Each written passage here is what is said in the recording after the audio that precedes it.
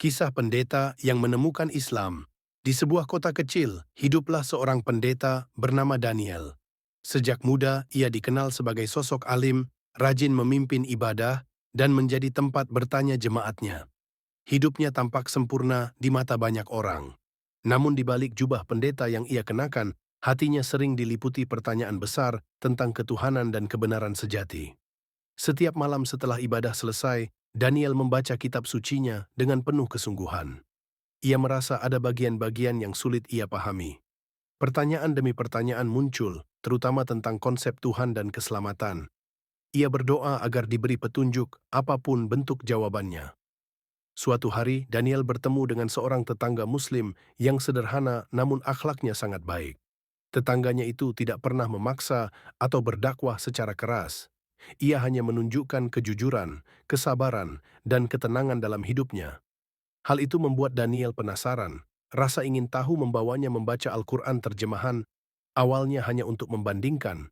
Namun semakin ia membaca, hatinya bergetar. Ayat demi ayat terasa berbicara langsung kepadanya.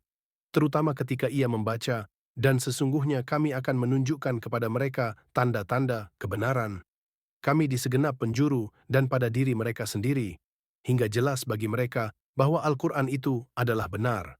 Qasidah Fussilat 53. Daniel terkejut. Ia menemukan konsep tauhid yang jelas, kisah para nabi yang selaras, serta ajaran hidup yang sederhana namun mendalam. Ia menghabiskan berbulan-bulan mempelajari Islam secara diam-diam, berdiskusi dengan ulama, dan berdoa dalam kesunyian. Pergulatan batin itu sangat berat. Ia tahu keputusannya akan membuatnya kehilangan jabatan, dihujat, bahkan dijauhi keluarga. Namun hatinya semakin yakin bahwa kebenaran tidak boleh dikalahkan oleh rasa takut. Akhirnya, pada suatu malam yang sunyi, Daniel mengucapkan dua kalimat syahadat dengan air mata mengalir deras. Ia merasa seolah terlahir kembali.